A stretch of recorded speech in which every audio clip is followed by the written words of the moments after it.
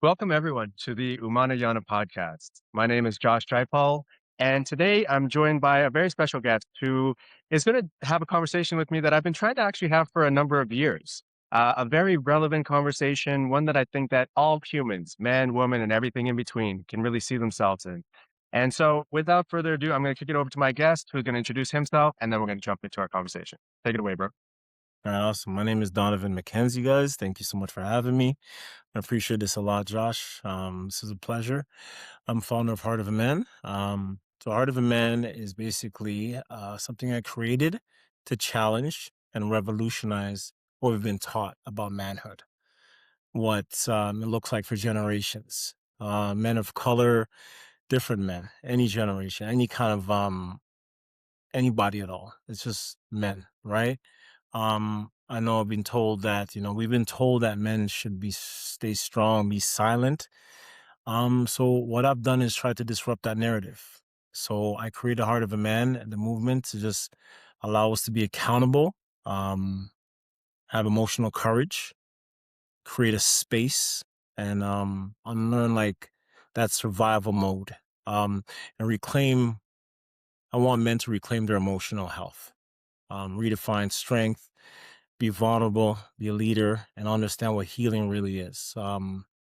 This doesn't become less of like a man, like, you have to just be all, yeah, you don't have to always be, let's just say, crying all the time, things like that, right? You Yeah, could still be a strong man, right?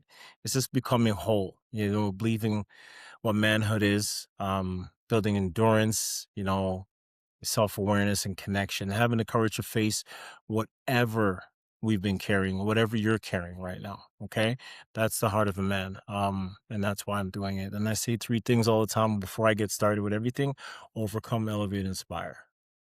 I love it. Well, thank you so much for being here, man. And for those of you who are new to the podcast or just joining us, for today, Donovan, you and I haven't had the opportunity yet to meet in person. But the way you really came onto my radar is actually when I was invited to be part of another podcast, which was actually the Pierre Elliott Trudeau High School Alumni Network one, where Nathan invited us on as guests. And, I saw your episode and I'm like, you know what? I'm super captivated by this guy. Like, I'm not one to ooh and ah and all that kind of thing, but I'm like, you know what? I'm really tuned in. Like I actually watched your episode from start to finish. And I can't say Mhm. that I do that with many people anything, right? So I really connected with the messages that you were putting out and I really liked the way that you were doing it in a different fashion. I really felt that you weren't doing it from a hey guys, I'm up here and I want you to get to where I'm at. You know what I mean? Like I really felt like you're doing it from a perspective of look, we're all on the same level here. You know what I mean? And it's Mhm. just I just happen to have some of the goods on this and I want to share it with you. And That's that right. really spoke to me about your approach. I didn't feel like it's this practitioner slash guy on the stage versus everybody else, Yeah. right? And I think that that's why you continue to have this momentum build behind your movement and all the work that you do, man. So, thank you for showing up in the world that way. I think it's really resonating, like, and making a huge difference. Thank you for having me. That's inspirational, Josh. I appreciate that, man. That's Absolutely. what I'm meant to see. I want men to feel that. So I'm glad you felt that. And I'm glad you invited me to be able to share more. So thank you so much for that. Really Yeah, appreciate that. you're welcome. So, for our audience today, our conversation is really going to center around a concept called Blue Monday. All right. Now, this concept is one that I haven't always had awareness around, maybe within the last 5-ish years or so. And it's almost ironic because I always wanted to, around the day, and this year it's going to fall on Monday, January 19th, 2026. Whenever the day was fast approaching, I would notice it. And then life got so busy that it actually passed me by. And then I missed my opportunity. Okay. So it's almost ironic given all the stuff we're going to dive into today. But it's really framed as some people really revere it as the most depressing day in the year. And there are a multitude of reasons for this. And it's not necessarily a clinical thing. This is more a cultural thing. And when I say cultural, I mean like a Western culture and the way that we choose to live, for example. Okay. So when it comes to Blue Monday, it's really this invitation for us to feel what we're feeling, right? Oftentimes when we're depressed, it's like, okay, if we're trying to get to the root of that, we're trying to understand what is really causing me to feel this way. when it comes to Blue Monday, the idea is that all the things that have stimulated us and given us those adrenaline, kicks to really power through all the maybe the feelings and the things that we haven't really tapped into yet, right? That's when it starts to wear off. We might see that, oh, we've set some New Year's resolutions and we've fallen off from it. Depending on where we live, like Donovan, I know you're Toronto based. I used to be Toronto based as well. I know that the seasons really have a deep impact on our overall sense of mood and hope and all of those things, right? But we're also one of the main drivers of these feelings around Blue Monday is we're often receiving those bills from, say, the holiday time, right? Mhm. We're getting that first paycheck that's coming through, and it's like, huh, what is the reality of my reality? So Donovan, before we even jump into questions and whatnot, man, like, I want to ask you, what's your experience of Blue Monday been? And have you been even familiar with this concept, or is it more just a feeling you possibly had at certain times? Like, talk to me about it, bro. The fact you say Blue Monday, I used to always wonder, and I think a lot of men have question marks in their mind. Okay, it's January. I had these dreams and these goals, right? Like, I set all these aspirations to have this great year, but you start off with feeling like you're in this cave, right? Like you feel like down, right? I think it's a that's something that's really common though, and you're not alone to feel that way. It's just how you feel. Like, first of all, weather, okay?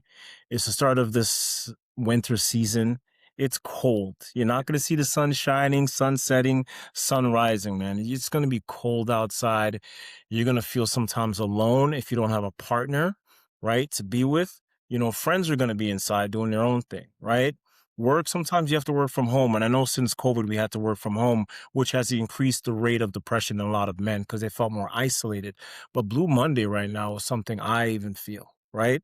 I'll be very honest with you, man. Like, my mom passed away 15 years ago yesterday, right? yeah, She died of cancer. mm, So yesterday I woke up and it was like a cloudy day. Snow, it was a it was like a snowstorm, yeah, but um, I remember that day too, and a lot of men have issues from their past that they do remember that they carry on. It could have happened in January, it could happen in Christmas, could happen just in February, right? yeah, But there's a seed that's planted, and I just felt like every Monday, and you're right, it's a Blue Monday for me. And I know a lot of men feel the same way. As I'm mm, talking, you've yeah, been through, man. I know you've been through some things, man. So I want you to know you're not alone, but it is Blue Monday because of how it feels and what it impacts. I mean, I'll be honest with you. The weather itself, like I said, yeah, things that happen to us, relationships, friendships. My mother passing. If you lost a loved one, my condolences to you. But I know how that feels. It's like that seed that's planted, and your heart feels heavy, right? So mhm. that's why I wanted to talk about this today too, and that's why I'm here. And like I said, heart of a man, we feel it, but we don't talk about it enough, right? But yeah, and I think that's the key, right? Like we do have these feelings within us. It's really giving the words so that we can vocalize these things and actually release the energy that it kind of holds within our body, right? When we feel it but don't speak it, right? It kind of That's gets right. trapped. And then it That's kind right. of becomes almost like this vortex within us that's kind of just like sucking everything in slowly, slowly, slowly, right? So I Yes. think I think that's a lot of what we can bring to this conversation and the topic today. And to keep it very real with you, man, I think a lot of people, they're probably still wondering, Josh, like, why'd you leave Toronto, bro? Like, from an optics perspective, right? I Yeah. had a lot of things that people were like, I don't understand. What's the problem? Right? Like that was very much the attitude that was kind of being returned to me. But the honest truth is, I felt like literally every Monday was Blue Monday for me. Right. Right? I've really felt that way, man, and, in us having done our pre-research and whatnot to have this conversation and really give it its due, I started Mhm. to really understand it's like, so many of us are just kind of feeling like we're living these lifestyles that perhaps we're not able to actually sustain, but we also don't know what the alternative is. There Right? you So go. a big question that's come out of this research that's really stuck with me. And I want to pitch it to our audience and Donovan, even if you feel some type of resonance with this, right? Is like I Mhm. almost feel like this opportunity where we feel like we've hit this wall and it's like everything just feels so, like what do I do? Right? It's this chance for us to actually tap in and be like, okay, is the lifestyle that I'm living or trying to live, like, can my nervous system actually support that? Right? That's a really, really, really powerful question to ask me. Can our nervous system actually support that? Um, the first question you had for me is, um, I think a lot of times too, when it comes to what's going on inside, it could be emotional. So we might need to get the help. And I'm going to say the word support that. Our nervous system sometimes, I'll be honest with you, can be feeling different ways as different human beings, right? I had to see a therapist, right? Openly, I'm going to say for a long time, right? Mhm. Because I needed to get some seeds planted in me on how to deal with that stuff. And I know a lot of men feel the same way. You know, um, can we rewire the way we think? Can we plant seeds by getting the help and getting the support? Yeah. Um, like I know when it comes to depression, and anger, we're often, we're often told that depression looks like sadness, Yeah. right?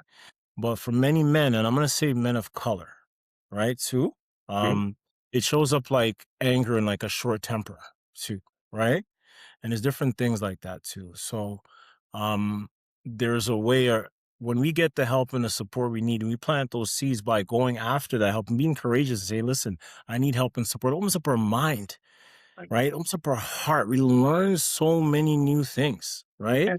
Um and that's the way it really started for myself, and I think it could really help a lot of men too. Yeah. No, I appreciate you sharing that, man. And just to also share with our audience, I myself have also gone to therapy and had different therapists that I've tapped, at different points in my life to support me. And There at you different go. points, I'll be honest, my relationship with it has kind of changed and, it's had its highs and lows too. There was points in my life where I did feel that, therapy was kind of useless for me. I'll keep it real. And then there Uh-huh. were moments when it's like, I'm so glad that I gave this a second chance and tried to experience it in a different way, right? Like I never expected that doing therapy online could give me any amount of relief and help, right? I'm keep it Yeah. real. And Yeah. so like, my experiences in life had mostly been in person, Yeah. trying to go through networks of people and be like, "Hey, I'm looking for somebody. Can you recommend somebody?" You go through that interview bit, all that kind of stuff. And I kind of got exhausted by it. I kind of just felt like, oh, like there has to be a better way. And so I actually ended up doing one of those online services and connecting with a therapist. I believe he was based out in Florida. And we did some online sessions, and I found that that gave me a great deal of help. Right? So for those men out there who are considering, perhaps tapping somebody on the shoulder and asking for a little bit of help, or maybe, thinking about the different ways that they can even engage with that, right? By all means, I want to encourage you to be curious about it. Don't shut any doors before you actually try to walk through them, because I could have totally missed out on the help that this gentleman was able to help me actually connect with. Had I said, screw it, I'm not doing it the online way. You just said something really powerful too. I want to say the same thing. So for myself too, I was a little bit like, okay, how do I get out of this? When I seen a therapist, there was something that was planted inside of me that gave me hope, right? Yeah, Like I could tell you right now, I felt hopeless. Okay. yeah, I didn't feel good. I felt like, okay, something's going on. Getting the help and the support and being able to talk to someone, just being able to talk to that man, and it was another he was actually West Indian, I remember that, yeah, right? So, it was like, I'm talking to him, he's talking to me, we're understanding each other, right? yeah, And he shared his story, but being able to see a therapist and be able to get things out is an amazing thing, right? uh-huh, I call it like it's like it's drinking like, it's not my kryptonite, right? yeah, Some men feel that's a kryptonite, makes them weak because we feel like we're Superman all the time. But that's not a kryptonite. That's like a strength drink. It gives us some more strength. So when we experience our kryptonite comes, we know what to drink. The things we've learned from the therapist, right? The skills we've learned, right? Just being able to open up, it's things like that. Those are the most powerful, powerful things in the heart and the mind that we need. We need to just learn this stuff. And I think as men, it's just something that, and basically, I'm going to say as a man myself, first of all, I didn't think I needed it for many years, but now I realize it can help me and it can help a lot of men too. So thanks for sharing that too, man. I appreciate you sharing that. yeah, absolutely, man. And I think what I've gotten to see myself is no matter who you are, what income level you are, what background, whatever, the Mm. most successful people, like let's look at it. They're very openly. I find there's a bit of a shift. They're very openly declaring, "I don't do this alone." You know, like I'm a Yeah. big LeBron James fan. right? And Ah, come on. right, right there we go. Yes. And like a very common thing that a lot of people have seen in the media over the last few years is like this man invests at least $1.5 million into his body and his mind every single year so he can keep showing up. Right? Now, Yes. we see him not only, doing some sponsorships for, some workout equipment or whatever, which you might expect to see from an athlete, right? Mhm. But he's very famously like partnered with one of the sort of meditation apps and whatnot to really help you to understand this is actually something I do. And this is what has helped me to even enter a conversation, whether anyone ever universally agrees on it or not, of whether this man is a goat. Okay. So let's think about it, right? We talk about top executives. If we actually Yes. can find the details, get curious about the details around your top performing CEOs and Mhm. whatever things we aspire to, I think we'll all be very pleasantly surprised that they don't do it alone. There is actually Mm. like a whole team. And when I say team, I mean team, Yeah. of people who have Yeah. different expertise because they know in order for me to be great at the things that I can be great at, I can't do all things. Right? So if we need that support, that help, whether it's a nutritionist or a therapist, the Yeah. bottom line is they're giving themselves permission to actually connect with it.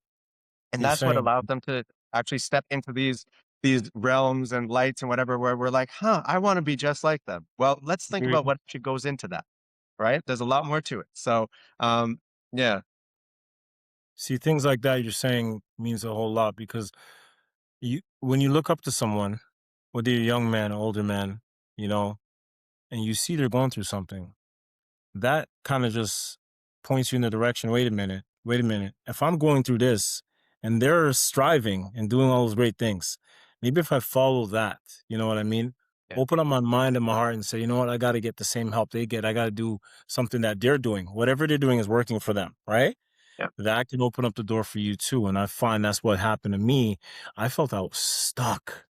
Like, right. and sometimes we feel we're stuck, right? I don't know if you ever felt that, like, Yeah, that feeling of like, "Okay, what do I do now? Here's how I feel inside. I don't feel good. What do I do?" yeah. Right? But when we go out, we try to get the help and we look what LeBron James did, the greatest basketball player of all time, Amen. right? Some of the greatest some of the greatest, entrepreneurs too, Yeah, they get the help they need, they have people to talk to, you know what I'm saying? yeah, That's what keeps them going, that's keeps them successful, keeps them thriving, you know what I mean? So, I agree with what you're saying. I appreciate you saying that because we need to share that with men too, and that's why I do Heart of a Man too. yeah. And it's so important, man. I feel like we're kind of trying to give the blueprint, if you will, of how we're trying to get to where we're trying to go. And, Mhm. like, even if we don't necessarily have it all right, the fact that we're even willing to show our work, Mhm. I think that that in itself invites a conversation and a bit of a refinement process that everyone can feel a part of. That's right, man. You Yeah. said it right up. All right. Well, I want to set an intention for our conversation today. All right. Mhm. And, Donovan, you tell me whether you feel really aligned with this one, if you want to set one for yourself as well. But what I really hope that our audience feels with this conversation, right, is less alone. I want them to understand that, more of what they're going through is actually just, it's part of a human challenge, right? And it's Yeah. not to dismiss what they're going through, but it's more to level the playing field and show like, look, we can all operate as if we are in this together because we are. Mhm. And, I think it's really an opportunity to drop the masks and things that we wear and kind of just get real about it. Yeah. This is definitely not a conversation that we're trying to awaken or enforce shame. We want this to be an opportunity for us to actually kind of do the opposite, right? Yeah. Like, let's actually feel okay about this because we're here. We tuned in. We're trying to understand how we can champion this thing.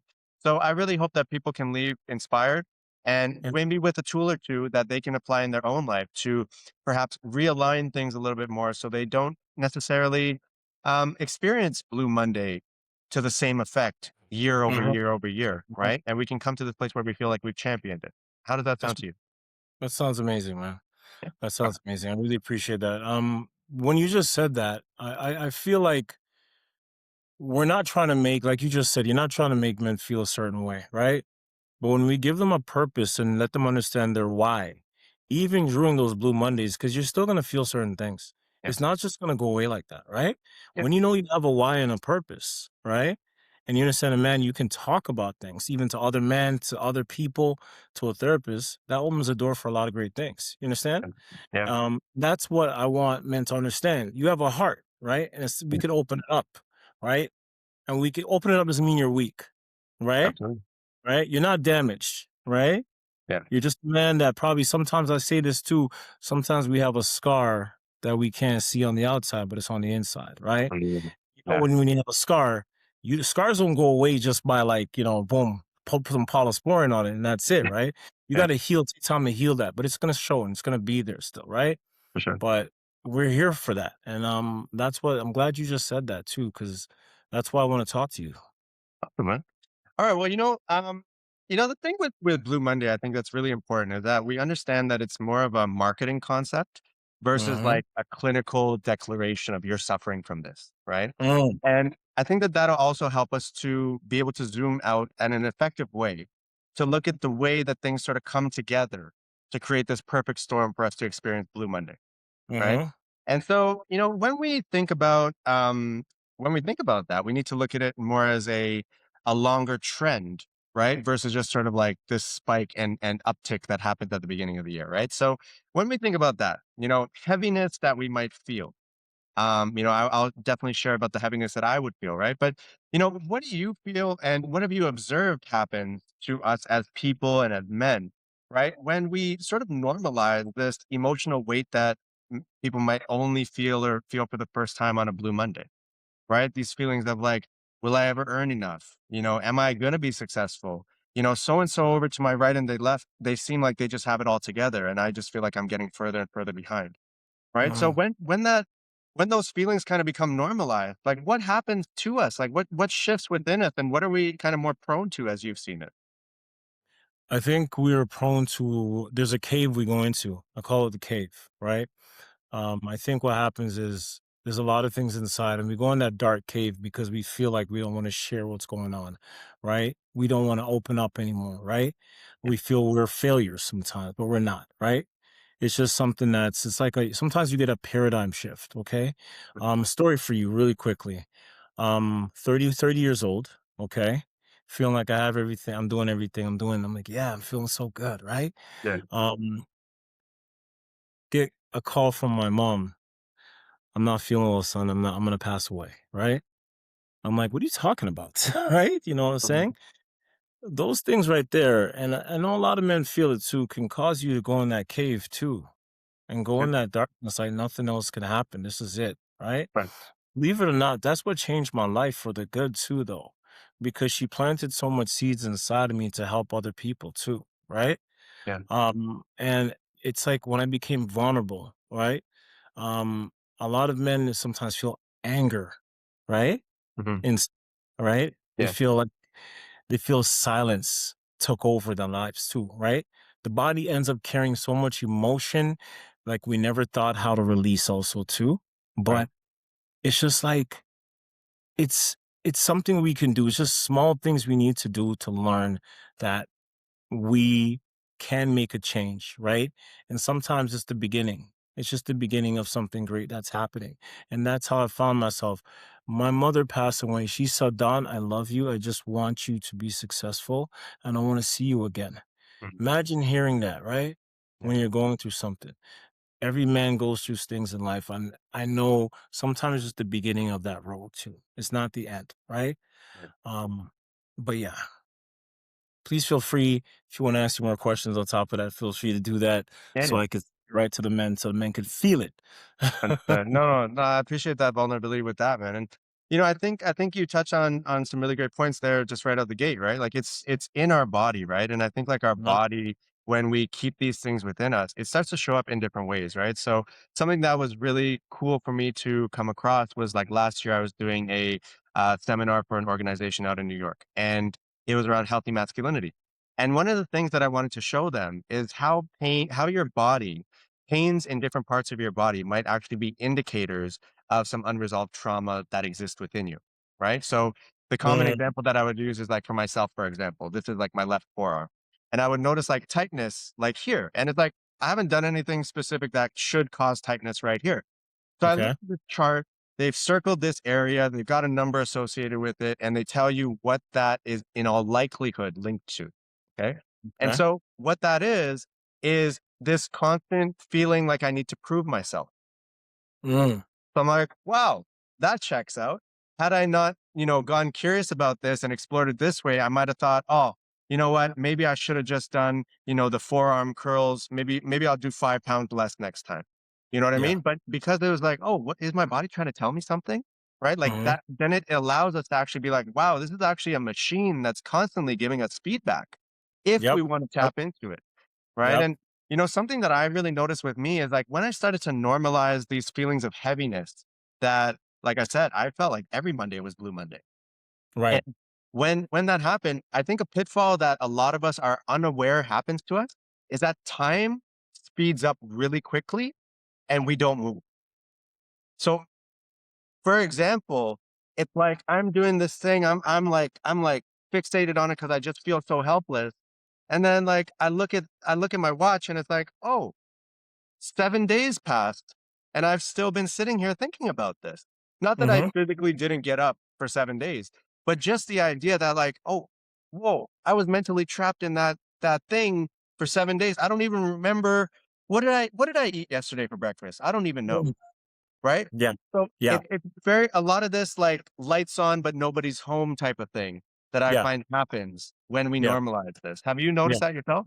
I do normalize that. I want to just say something too. You said something really powerful too, but when emotional weight becomes constant too, we stop questioning it, right? Mhm. So we start calling survival normal, Yeah. right? We wake up tired, you know what I'm saying? Yep. Move through like life on autopilot, and like we assume like this is how adulthood feels. This is how manhood feels, right? Yep.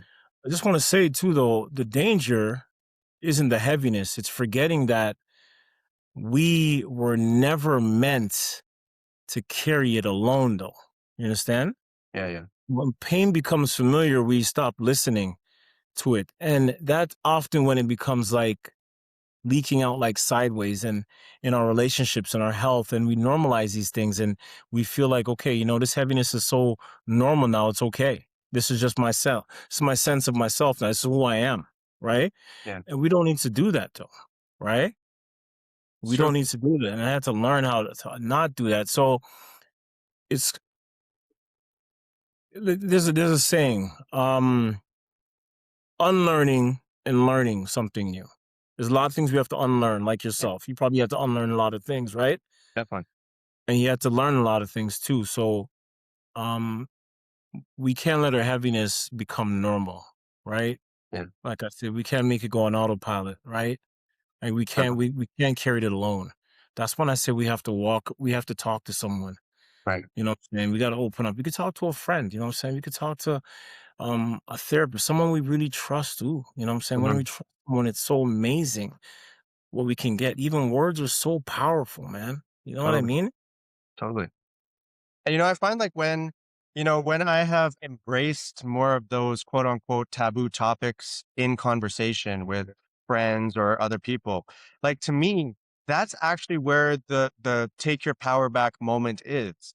Because Mm, that's where we actually get to see, like, if you and I, Donovan, if we just went back and forth and we did like this big vulnerability exchange, in all likelihood, we're going to see a lot of crossover in our experience, and all of yeah. a sudden, we're going to be more likely to be like, huh, we can't be the only ones. And then we're going to go and we're going to talk to some other people. And now all of a sudden we have 10 people who are like, yeah, I feel that way too.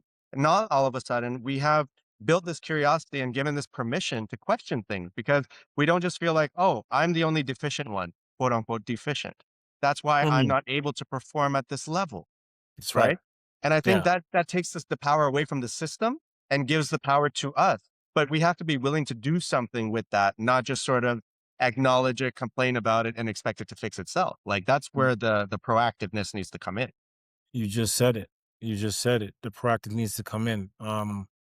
Everything you just said is everything I've been doing in my life. So I want whoever's listening to this to listen to what you just said because it means so much, right? Um, I want to. There's more I want to share, but you can go on. I want to cross over right now. You go on, and I'll talk about that towards the end. Sure. No worries. So, you know, I think that a big part of doing men's work, right? Yep. And, you know, I have to be very mindful of this is, you know, I don't think there's any man who steps into this arena and is oblivious to the idea that he will be open to a lot of criticism, right? Yes. Especially from men. You know, Mhm. there's a phrase that was tossed around when I would say the men's movement was becoming a little bit more popular, if you will. And it's this idea of being a man, but being a man hating feminist. Okay. And so when I heard that, I'm like, who are you guys applying that label to and Mm. why? And do I feel you couldn't be further from the truth? Right. Yeah. And so I find that we have to also acknowledge the beautiful things that us as being men, you know, as our instincts and maybe some of our base learnings, if you will. We have to acknowledge those and say some of the great things as well, not just sort of pick it apart and be like, oh, you know, this is what makes us weak and this is what we need to change. So I feel we Uh-huh. need to acknowledge some of the great things about us too, like our ability sometimes to, yeah, sometimes to override, you know, our feeling of, ah, yeah, I don't want to go to work, but I have a sense of responsibility today. Yeah. Right. Sometimes we need to tap into that. And we need to say, I'm really grateful that I have that trait. Right. So Yeah. I just want to be cautious of that. But I also want us to acknowledge maybe some of the tools and things that have been modeled for you and myself by men who have come before us that have really helped to a certain point, but might now be doing us a little bit of a disservice when it comes to our mental health and understanding Blue Monday in the context of our life. Um, it's actually a really, really, really good question there because I think and you're saying the word disservice. Is that what you're saying? Yeah. Okay. So a lot of times I feel like I I still wear that masculine, like, okay, listen, I got it all together. Okay. Yeah. I have this arrogance sometimes, right? Right? Yeah. Because I'm just too strong, right? I have a hard time humbling myself at times. And I'm gonna keep it real, man. Sometimes I pretend I'm so humble, but I'm not. I'm trying to come off of my pride like I'm okay, you Mm, know? Nothing's wrong with me, right? yeah. I do that too, and I still have that problem, right? Um, Men have to understand that acknowledging your strength isn't arrogance, right? It's awareness too, Yeah. right? There's weakness we do have, but when you acknowledge those things, you could be aware of them too, right? Mhm. Um, we're gonna talk about things and we're gonna say things sometimes that lead us away, right? I still have a lot of stigmas. I'm not gonna lie, right? Like even when I cry Yeah. to this day, I still go like this and I cover my face, man. Huh. Wow. I still cover my face. And I want a lot of men to know that tears doesn't mean you're weak. But I understand how you do feel, right? Mm. Um, I know that I want men to know this too. I want men, most men, flaws. I want men to know that their flaws are sometimes their gifts in a way. Yeah. Okay. Um, I want you to know that sometimes you just have to understand what your flaws really are deep inside, right? Speaking your strengths doesn't erase your struggles too. Okay. It grounds you in reality, right? Love that. Those are the things I want you to understand too, right? And sometimes we're in survival mode. We try to do this. We ask ourselves, what part of me, what part of me, I don't need help in that. I'm too strong, right? But Mm. really, and truly, if you ask yourself, what part of me helped me to survive, and what part of me wants to thrive now? Yeah. Stuff like that, right? What strengths, you know, um, am I overlooking, right? Yeah. Where am I weak and where do I need the help, right? Right. When we ask yourself those questions, it's like we open our minds and we start to say, okay, you know what? I'm going to go get that help I need. I'm going to try to find the support I need. It's when your heart really starts to open up and it's like you're pouring, I call it like a special type of juice in your life, right? Yeah. That new life juice, Okay. right? Yes. Things like that. Gotcha. No, I appreciate that, man. And you know, you mentioned the crying piece, and I want to share something with you because I think maybe some men can relate. Is I have, for whatever reason, always felt no, like no one told me this, but it was just a habit that I realized I did. Whenever I would feel the need to cry, I would go and like hide myself. Yeah. So, like, for example, at my grandma's house, I would go hide behind the big sofa so no one could see me. Right. And I started to like think about as I got older and like what would I do and this and that. And I very famously remember I was going through a breakup, and I was working at a company downtown Toronto. Mhm. And by all means, I was supposed to just, sort of shut my mouth and be grateful that I got that role, right? So I was like, I don't want to put myself on any kind of, flag list, nothing like that. So I was really, like, really emotional about what was going on. But I Mhm. found that, so we had like cubicles. So I was like the third cubicle, right? I was the very last one in that row. And I Okay. remember having my colleagues in front of me, everyone's at their desk, whatever. And like, I couldn't stop crying. But I knew what was happening in my head. As much as I'm crying, it's like, gosh, don't make a sound. Cause if they come over here, you're screwed. Right. Yeah. I literally did that. I'm like, wow, what is happening in me? Like, no one ever told me this, but what's going on? And Yeah. I also, Donovan, like, I know long drives are often a place where men, we find a little bit of that comfort or peace or whatever we want to call it. And I noticed that driving, there have been moments when I've had a car full of people and I've been really emotional, like something's happened or whatever it is. And I noticed that I'm the driver, right? Yeah. I will start crying, right? But I make sure that I don't sniffle. I make sure that I don't turn to my passengers. And I was so good at it, gift or Yeah. curse, whatever we want to call it, that Yeah. every single time, no one ever knew that I was crying in that car. No one could ever see you crying?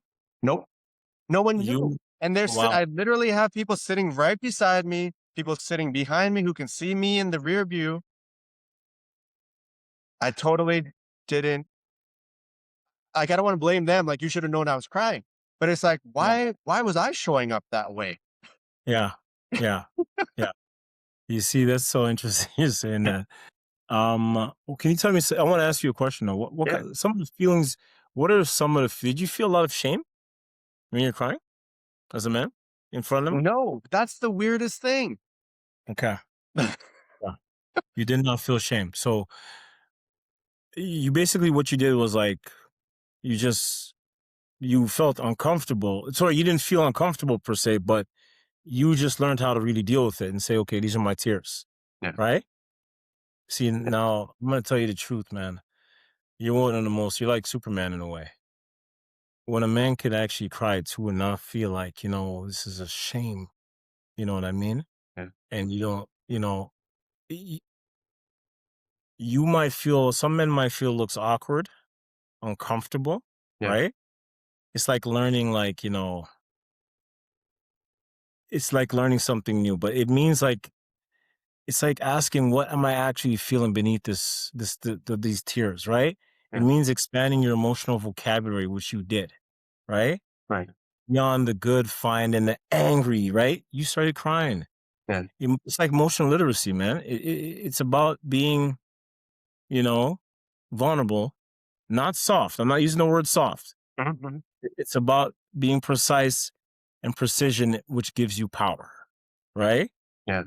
So Yeah. I want you and I want other men to share to know that if you do cry, right, Yeah. it doesn't mean you're losing your masculinity, right? It doesn't mean you're losing your worth, right? I Totally. want you to know that it's okay, all right? I mean, you still feel you're still respected, right? And I still give you the badge of honor, and you still deserve the badge of honor, right? Mhm. I know you feel come sometimes like, okay, this looks awkward, but it's a powerful thing when you can cry. You ever Mhm. seen some of those celebrities go up on stage and cry when they won an award, and you're watching them, and your heart feels it, and you feel like crying with them? Yeah. You ever feel? Always. It's what it's what you do. It's what a Yeah. lot of men do too, right? You want to cry, you can cry and just feel it, and that's amazing what you did, man. I'm gonna be honest with you. I had a story where I think it was the other day I was trying to tell a story to someone. I think it was at a school, and I started trying to cry, and I fought my tears instead of just letting it go and just saying, you know what, man, let me just cry. Yeah. You know, it was about what I dealt with in my life and those things, the obstacles I had to overcome. But I just felt like I couldn't cry. So what you did is still powerful. You're in the car crying, right? Sometimes and it's okay to cry, man. You know what I'm Thank you. saying? I just Yeah. want to say it's an amazing thing you just shared with me. It's inspiring, and I want men to hear you say it, right? What does tears mean to you? You tell me, what does tears and crying mean to you as a man now? To me, Yeah. it's honestly like the ultimate show of strength. Like, because Mm. I relate this back. I give the man I give credit to, maybe it or not maybe it the man I give credit to is my dad, actually, Wow. because he is like, when people would look at him, right? Like this is a guy who like had a bodybuilder physique, right? And Uh-huh. like, the good looks, all these things, alpha by every sense of the word, right? And Uh-huh. he never resisted crying. Like, No? naturally, affectionately, like, the fan pokes fun at him, like, oh, of course he's crying, right? Yeah. But like Mm. I could tell that it wasn't just a poke fun thing. It's like they also drew strength from that. And Yeah. so, as much as my dad taught me workout routines and this and that, like that will probably be the most profound thing that this man has ever done for me in my life. Not hide his tears, Yeah. And so Mm. like that to me has shown me a great deal of strength. And I think it's allowed me, much like yourself, Donovan, to show up in spaces and when those tears flow, other men and people, it's like, whoa, that is not weakness, and they get to see themselves in it. And something that would happen a lot at the men's retreats that I would host is guys would cry, right? It would happen. It wasn't like a planned thing. They hadn't cried in like a decade or whatever. It just happens. And some of them, they needed to hear that it's not. They didn't need it from the lens of, okay, guys, crying is strength, right? We had to come at it from a different angle of like, guys, look, when we cry, we release cortisol from our body, which is Oof. which is inflaming ourselves. So we might as well, right? We might as well cry. You might as well cry. I'm gonna say something to you too. You said, crying is strength. Crying can be seen as strength too. And I'm not knocking any man. If you see crying as weakness, listen, I'm not gonna say that because, listen, sometimes you have that planted crying is weak. I get it, right? Men don't cry because they're weak. Men cry because something mattered, though. You understand what I'm saying to you? Yeah, 100%. I'm saying tears are evidence of like depth, like not deficiency. When a man cries, you know, he's still connected to his heart too, and the world that keeps trying to harden it too. You know what I mean? Like you're saying, like the body, like your dad. I don't know why your dad cried so often, but many men, you know, were given the language of pain. You know, True. we weren't given the language of pain. We're given language of being endurance, like being like endurance and just not crying. Yeah, But crying becomes the body's way of speaking. When the mouth is trained to stay shut and stay silent, you know, it's not losing control, it's releasing that pressure too. And so true. maybe you do that too. Yeah, I want to talk about that. When a man doesn't cry, he keeps a lot of things inside too. I'm going to tell you that's what comes to fighting, the anger, the temper. We feel like we're trapped inside. Um, I'm going to tell you it's hard for me to cry after I didn't cry. Throughout my 20s, I didn't cry a lot, right? I suppressed the grief. Like, I did that. It was hardening to like anger. That's what I felt like, yeah, my numbness on my distance.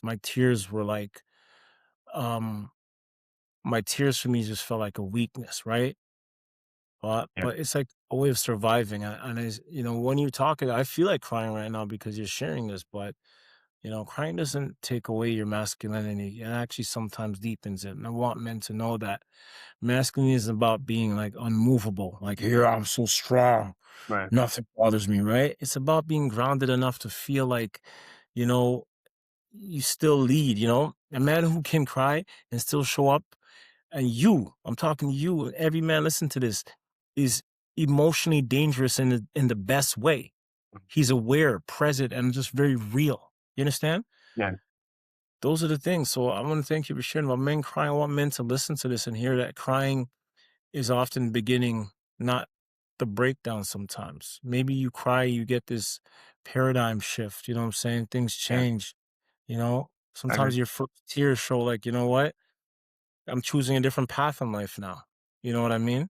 Yeah, You could be going so much. You could be going through depression, suicidal thoughts, different things like that. But it's just, sometimes it's like the doorway to growth. I agree. 100%, man. And it's so interesting that as I've continue to give myself permission to not clam up in those moments where a tear wants to drop or whatever, right? Like, I find that the experience of crying has also evolved in a way. It's not Yeah. always the same, but it's like sometimes, much like when I encourage people, like, okay, whatever scenario you're playing in your head, just like literally say it out loud to hear, just hear it, right? Because sometimes it is Yeah. the most ridiculous thing that we have on loop that then eats away at days, months, years of our time, right? So I And find like it's I've gone through this exercise sometimes where I cry, and it's like I'm releasing the sadness that's attached to whatever it is that I was feeling. But then yeah. I kind of move into like, you know how sometimes people like they start off crying and then they end up laughing a little bit, and we're Yeah. all like, did they lose their mind? Like what just Yeah. happened? You And think that, yeah, I get that. right? But what I've realized is like when that happens to me, it's because I've been able to release just the very tunnel vision perspective I had on something. So I might have been super sad about, oh, this didn't work out. That's making me want to cry now. So now as I'm releasing that, I can now move to a place of gratitude. But I'm so glad that didn't work out because oh, if that worked out, then I wouldn't be able to experience this. You know what I mean? Like we get a little bit faster. We get to condense that No, space between just feeling bad and then like rising with it. Do you know what I mean? Like, does that make sense? it makes a lot of sense. I want to thank you for sharing that too. We could rise with it too, right?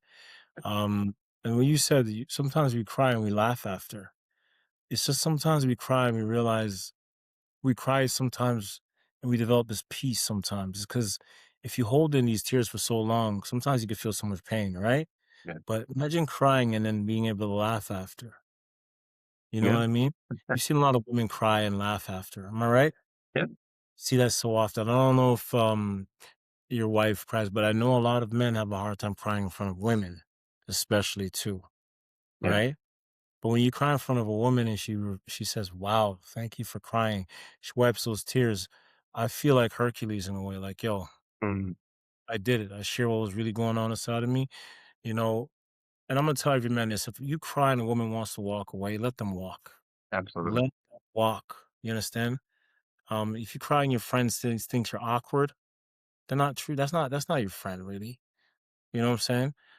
Let me rephrase that. That's someone that doesn't understand what tears really are. Someone understand the pain you're really going through, Right. right? Yeah. Right? Yeah. I get that. 100%, man. Yeah. You know, you know, you bring up an interesting scenario. You know, like say when a man, if he's being, if he's crying and whatnot, and then he had say a woman walk away. It like you know, I've been in scenarios where you know something like that has happened, or I've had a lot of friends who maybe have gone through that type of thing, and they share with me. And what I've been able to piece together, and it's not a universal truth, if you will, but in those scenarios, that's also an invitation because I have found that what's happening in that moment, right? If we just go with very traditional perspectives on what our roles are supposed to be, right? Mhm. We've flipped it, right? So now, oh, why are you being so emotional? Right? Like what's all that about? But Yeah. what I find is when those words come out of women's mouth, oftentimes what's happened is that she's had to rise up and actually be the masculine figure and presence within her own life. And it's not that she's wanted to, but Yep. that in itself has become a survival mechanism. Yep. That's very true. Yeah, I'm gonna agree with you with that. Yeah. That's happened to me too. Some women do have to do that, and I agree. I'm gonna agree with that. You know. Um, Thanks for sharing that part yeah. too. And, you know, Yeah. I find the tears almost help that moment of reflection that could possibly happen for her. And then, Mhm. you know, the collaborative support when it comes to the healing through why you happen to be crying. And then, you know, once we can sort that out, maybe we can start to, you know, chip away at what's going on. You know, Yeah. why was that the perspective that was taken? Right. And Yeah. because that's all we're trying to do. Like I've never really seen, you know, a man and a woman who care about one another and whatnot, and they're not trying to help the other to truly live in that essence of themselves. Right? That's It's like, true. babe, like you can trust me, right? Like you don't gotta live in that masculine if you don't want to. Do your thing if that's where you feel happy, right? But you don't Yeah. have to do that to survive. Like you're Yeah. safe now. You said it. You can let me in the cave. Come on. Yeah, I'll come in the cave with you. Come out of the cave. See me. I'll be with you by your side. yeah, Things like that. Everything you're saying makes a lot of sense. Thank you yeah, for sharing that too, man. for sure. So, you know, I think if we infuse a little bit more of that into our experiences as we maybe even catch ourselves with some of these reflex responses that we have, I think that can Yeah. really lead to more fulfilling relationships, not only with ourselves, but then within our partnership. Right? Yeah. Because everyone Yeah. feels a bit more seen and like they can bring more or closer to 100% of themselves to the table whenever they show up. Yeah. You're right. You know? That's So, really good.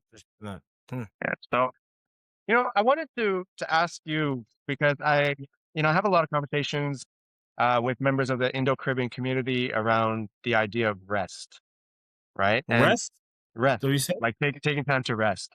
Yeah. And so, I understand that we're talking a lot about this Blue Monday from the perspective, like a male perspective, right? So, I want to understand from you, how do you see like our ideas of masculinity that we've held on to and things that we've sort of inherited or maybe keep going from our race and culture and even the hustle culture that we all sort of fall under, right? Mhm. How do you find that that's sort of keeping us at bay from feeling safe enough to rest? And what's the impact of that as you see it? Sorry, repeat that question one more time. I have to really just grasp that question. Say it Yeah, one no more worries, time. man. So, like, how do you feel about like maybe the things that we continue to carry with us, whether it's from the lens of masculinity or culture or race, or even the hustle culture that we're all sort of part of, if you will, Mhm. from a Western lens, right? How do you feel about that and like how it continues to create distance between us and a feeling of safety when it comes to actually saying, yeah, you know what, I can take Saturday off. I worked really hard. I deserve Mhm. to have some time where I'm not just trying to produce more metrics to show that I'm being productive. And what are you seeing as the impact of on the individual, on the family unit, on the community? Like, how are you seeing that play out? I think in the West Indian culture, though, that's one of the most like there's a lot of stigma behind that too, though. You understand? Yeah. There's a lot of stigma behind different things, though. It does, like in the West Indian culture, there's certain things you cannot. Let me see if I can rephrase this well. Growing up in a Jamaican culture, there wasn't a lot of things I can talk about in my culture. You understand? Yeah. It was really hard to share different things. You understand? Yeah. It was hard to be kind of like I I wanted to like too often like the men of color, right?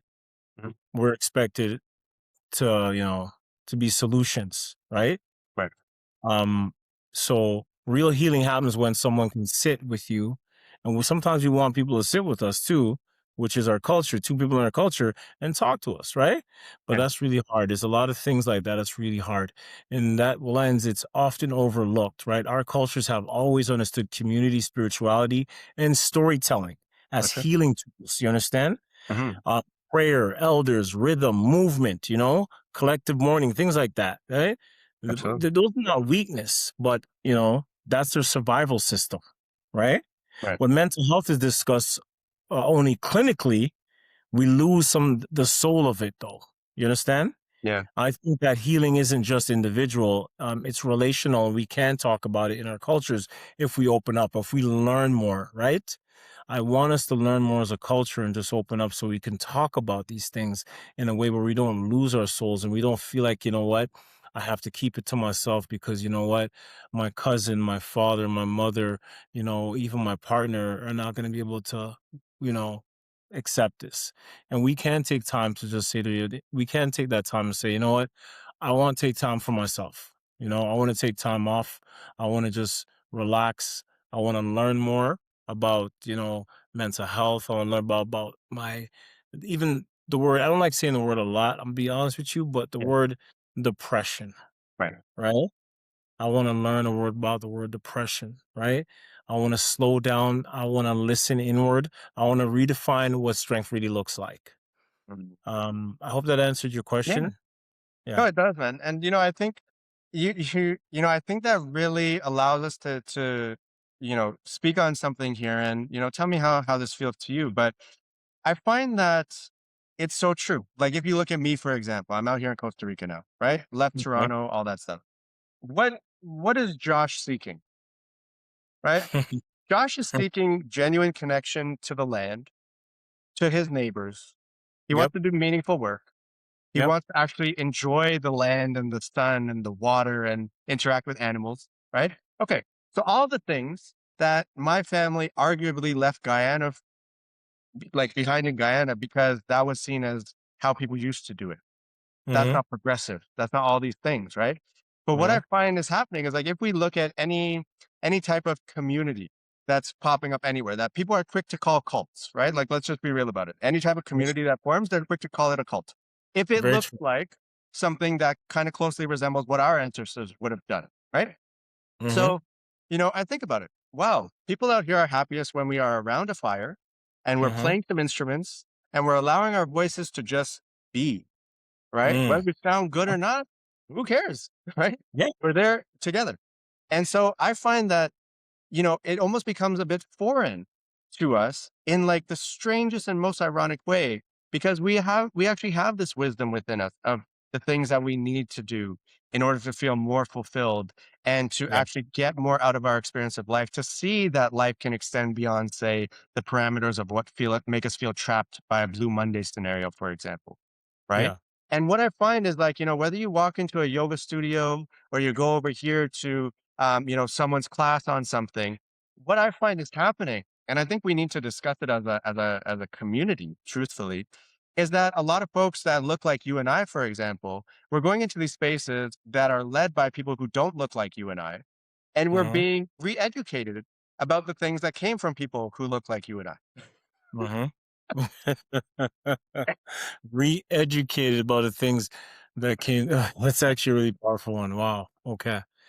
And do you have a personal experience, for example, you could You know share? what? I'll be honest. I'll keep it at one that a lot of people could probably relate to. They go to a yoga class, for Yeah. example, and at the end, everyone namastes, right? Yep. Now, had I not had the circle that I have and people who are willing to say what they say, I wouldn't know that there's anything a little bit flawed about that little exercise there. Now, Mhm. namaste is not a way to depart; it's a way to greet. Yes.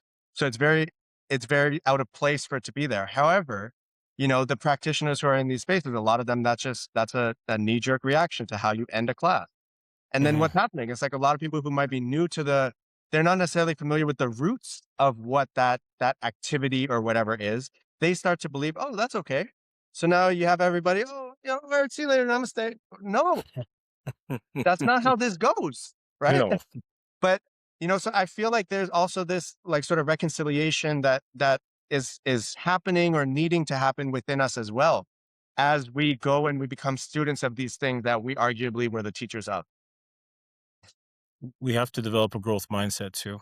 Yeah, We have to have a growth mindset, not a fixed mindset. You understand? absolutely. And we can learn and actually even sometimes if people are saying if you're saying namaste and you feel like you want to share more, right? Would you go up to the teacher or whoever you're learning from and say, "Do you mind if we do this?" Would you do something like that? Just open up and share to Personally, add yeah. more? Yeah? Okay. That's the thing with people sometimes of color. We feel like we should be quiet. We don't have to be quiet all the time, right? We could speak up, talk about things we need, right? Yeah. To not be stuck in that way. You know what I mean? Mhm. If you feel like you want more, go and get more. Talk about it. Share. Yo, listen, here's how I feel. Okay. Yeah. This is what I want. Right. And I think that's the best thing to do sometimes. Like I've been to yoga classes too. I have, right? I'm not, yoga classes are powerful when it comes to mindfulness, relaxing the mind, different things like that, right? Right. Even with people with living with depression and having anxiety issues, right? Mhm. You want to make sure you feel what you really need to feel inside too, right? Absolutely. Yeah. You want that. And it's something really, really powerful, right? It has to be something that you can relate to too, Totally. right? At the end of that class, you want to leave feeling like, oh wow, I feel different. I feel empowered. I feel more of a peace, Right. things like that. Totally. That's Yeah. what I think. I hear that, man. I hear that.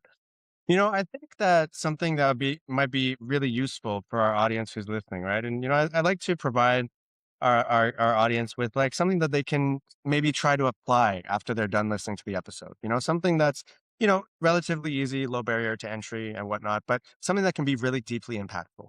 And so, Mhm. I want to ask you, Donovan, what would you say if someone came to you and was like, you know what, I acknowledge that perhaps I haven't been the best at holding space for men in my life, right? To really openly and honestly and completely share what it is that they want to share. How can I do that better? To hold space for men. Okay. The first thing you got to do is acknowledge that. when you acknowledge you haven't been like that, that's the most powerful thing, right? Yeah. Um, and you can't be there to fix them, okay?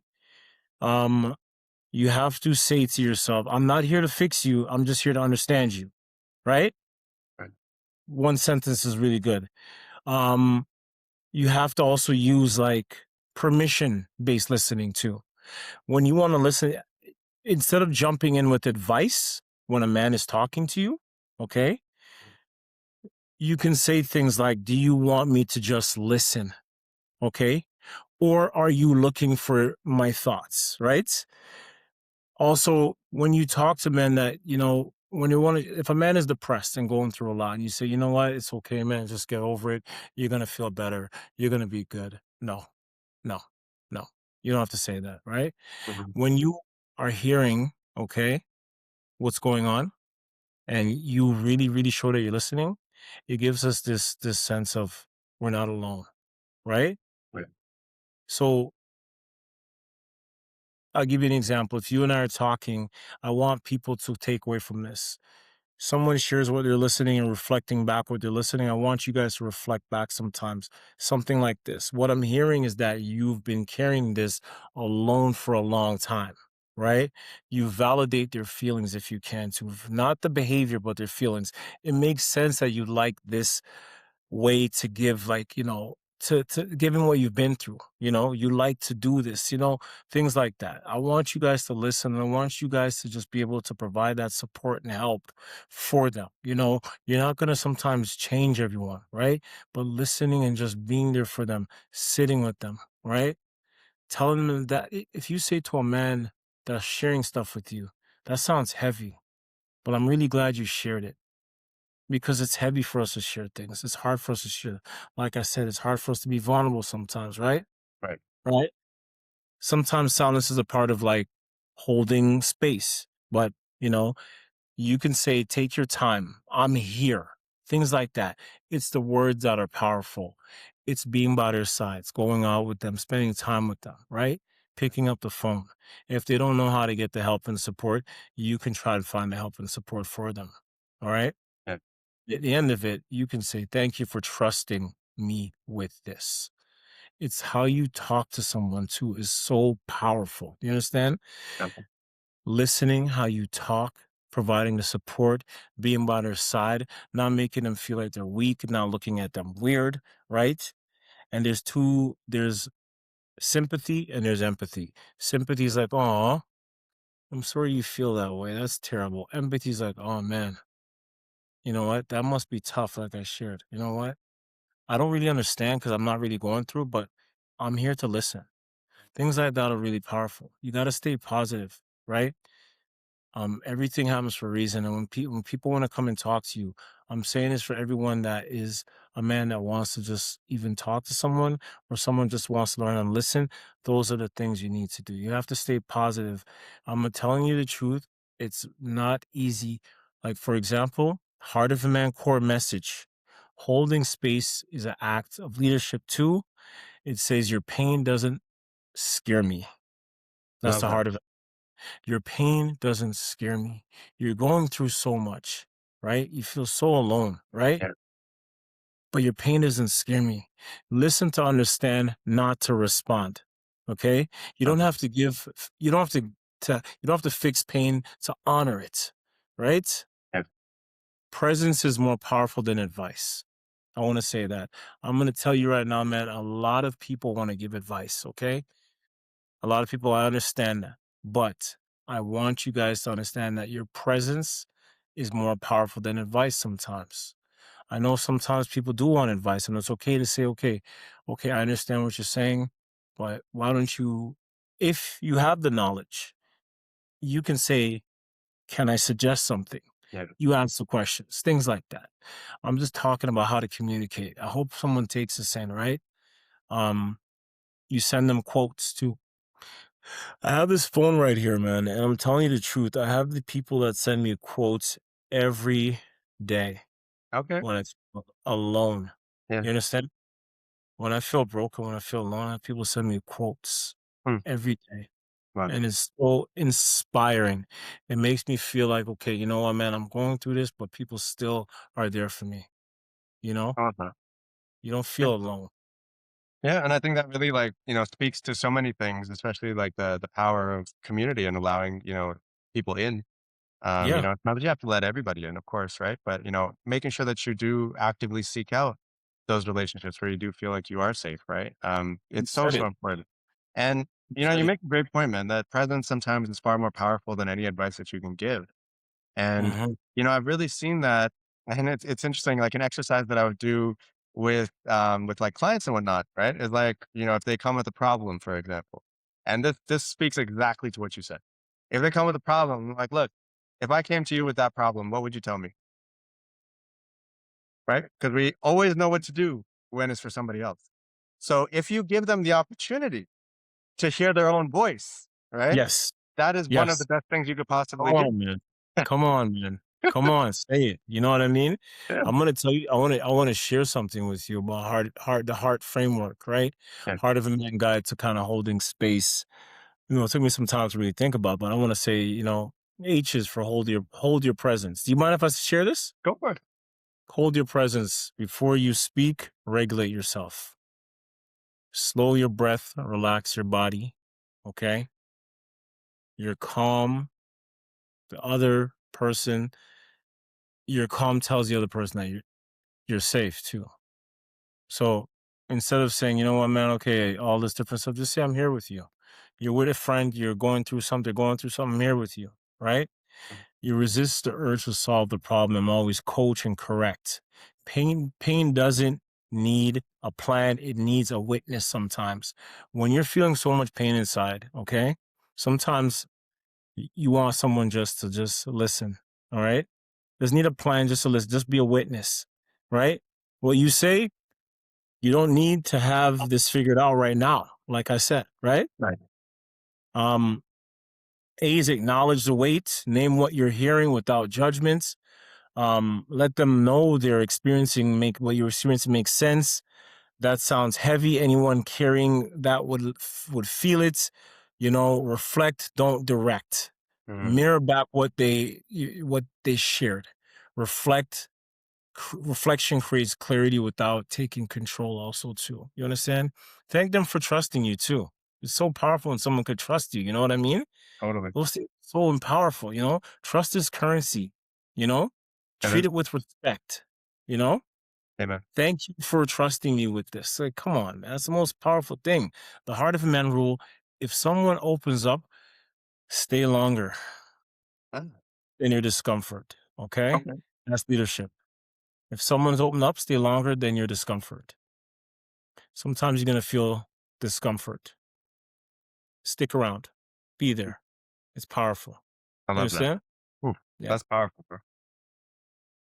Wow, that I'm sure that's changed so many lives, that one even that small fragment of your whole program right there, I'm sure that has changed so many lives, man. Thank you for that.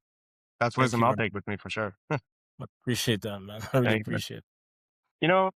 As we sort of draw to the conclusion of our, what I hope is just the first of many conversations between us, because I've really enjoyed this a lot.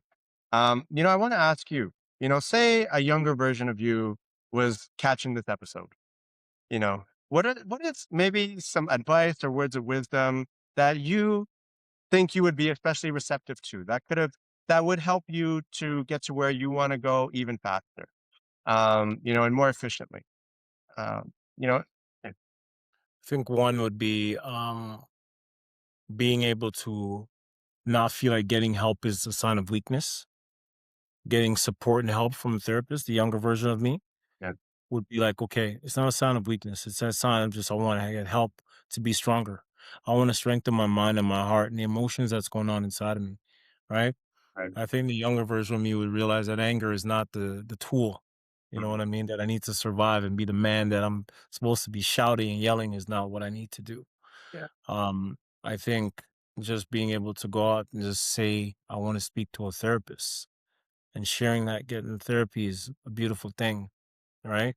It's an amazing thing. It's a thing yeah, that could change your life. totally, Um, the younger version of me to also be able to talk with courage, right? I'll be able to be more courageous when I talk, and just share the things I've been through too. So be like, no, I'm okay. I haven't been through nothing. I'm good. Look Mhm. at someone, a young version's like, I'm good, man. I'm good.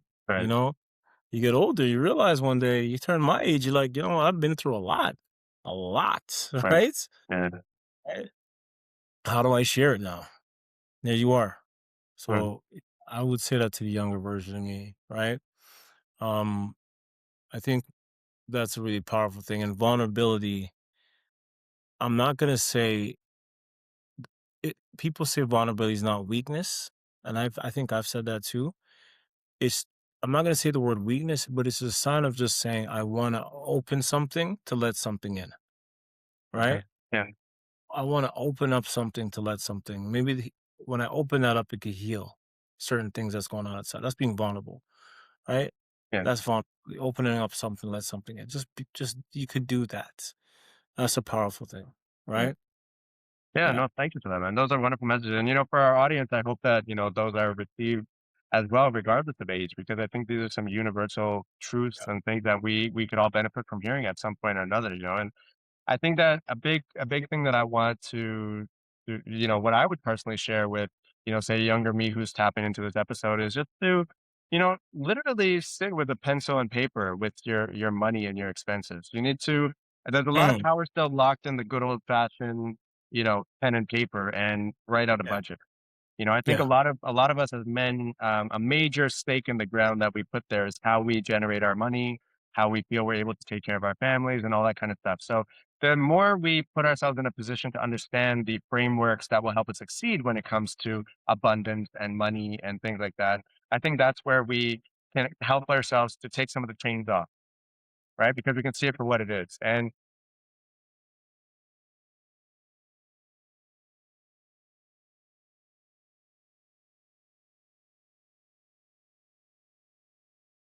Still here.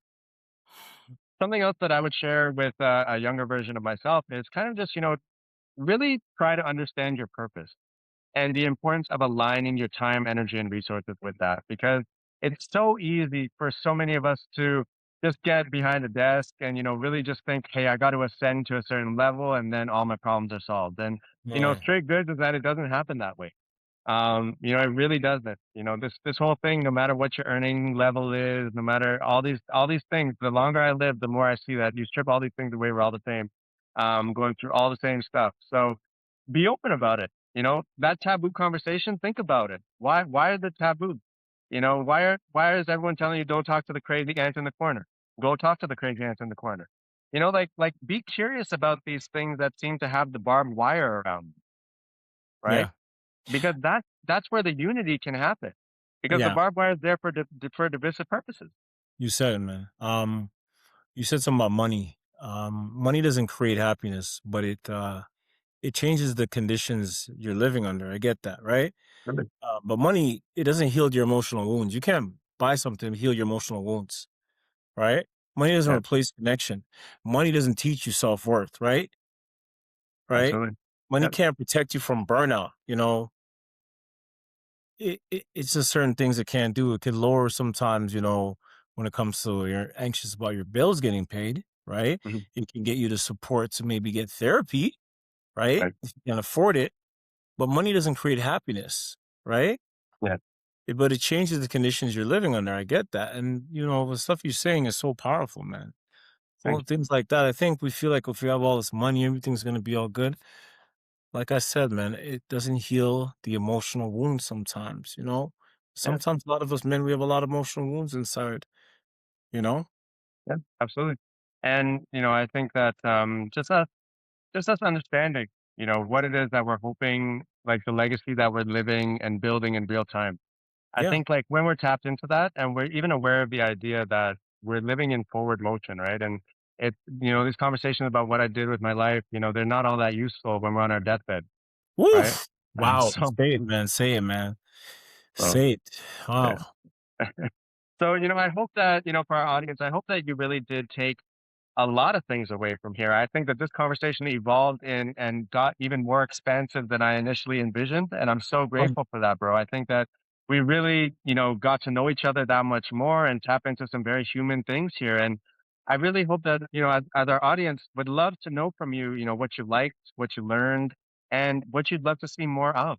because I think that, the more we have these conversations, the more we all can feel more empowered, Yeah. right? We can really loosen the reins that a blue Monday or just the average Monday might have on us, right? Imagine a time when perhaps we wake up with excitement. We can't wait until our feet hit the floor on a Monday morning, Hmm. right? That can be a reality for us, right? We got to work for it. It's not just going to fall from the sky. But, as they say, right, we choose our heart. And so if we choose the hard that's on the path that is aligned with our purpose, Hmm. I haven't really found anyone who's had a regret when they do it that way. Um, so Donovan, bro, I'd love to hear from you. Do you have any closing words for our audience today? And also please share with them how they can connect with you, why they might want to connect with you, and the best ways that they can go about that. Um, well, the only thing I really want to say is that heart of a man truth, happiness isn't about how much you earn. I want to say it's about how you feel safe, um, how you feel about yourself. I say overcome, elevate, inspire. Okay. You can overcome the things you're dealing with by gaining the knowledge, understanding who you are, getting the help with therapy, right? Um, you can elevate your mind by reading, by listening to his show, talking to people like us, getting the help and support. You understand what I'm saying? Right? And you could feel inspired by sharing what you've been through also too. I want you to know you're not alone. I want you to know that I know Mondays are hard. I want you to know that you're still worth something, right? You're worth something special. I want you to know that, okay? I want you to, if you ever need to talk, please reach out. You know, I want to talk to you too. I'm going through things, you're going through things. We can talk about it, you know, overcome, elevate, inspire, okay? It's a powerful show right here. This is good for men. Thank you so much for having me on, man. And I want people to understand that, this is not the end. Sometimes it's just the beginning. And I think when you want to succeed in life, sometimes you have to unlearn the things you've learned for Right. 20 years, for 25 years, and learn new things. Like you're teaching things, right? I'm trying to teach things, right? Right. That's success. Those are the things we need in our lives right now, man. Blue Appreciate that. Monday. It's a Blue Mondays, but we're gonna make it a Monday. We're gonna make it a resilient Monday. How about There it that? is. I love that. I love that. And Yes. for the readers out there, bro, do you have any book recommendations? Like if they like to tap into knowledge that way, that you would say, hey, this would be especially useful? I'm gonna share something with you guys, okay? A lot of times we have so much things in our mind, right? I have a book right here. It's called Fuel Your Attention to Get More Done. A lot of times when we're going through something like depression, anxiety, where our minds are all over the place, this book is being very helpful to teach you how to do things one step at a time. Right. There's another book by um uh it's called the Rejection Proof book, Oh, helps you okay. deal with your rejection. I don't know if you've ever read that book. That one, no. Rejection proof is a way of just understanding that, okay, you will be rejected, but it's how to radically accept that and move past that too. Okay. Love it. Those are the book. Yeah.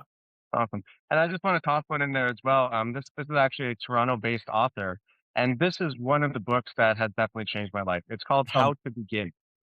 how to Um, begin. How to Begin. The author, I don't want to butcher his last name, but his first name I believe is Michael. Mhm. And so that book radically changed things for me because sometimes I would be a little bit too petty around like how do I do something different from what I'm doing now? And you get lost in like 20 different pages of plans and this and that. And Mhm. I think that his book was really it gave me wonderful, wonderful frameworks for a whole bunch of things, but it really helped me to just understand and really hammer home the concept that we're not going to have an overnight miracle. Mhm. Sometimes we need to just get there and start. It's going to be messy, but we'll figure it out, right? Sometimes we just need to start. That's the Mhm. biggest thing. That sometimes is the biggest success in the whole part of the project. The fact it Mhm. just started, right? That's it. So, I think that that can also inspire people from a financial perspective, life, purpose, all the things that really culminate here and can help us to champion all of these Mondays and Tuesdays and Wednesdays and all the days so that we're Awesome. not dreading any of them, but we're actually looking forward to embracing every single one of them. Yeah. Step So, by step, every day in every way, man. I get that. absolutely. Agree with All that. right. Well, to our audience, we want to thank you once again for rocking with us. This has been something that we've gotten a lot out of, and, we hope you have as well. So until next time, Donovan, thank you so much for your contributions to this great conversation, brother. Thank you very much, man. You All right. take care. Take care. Best.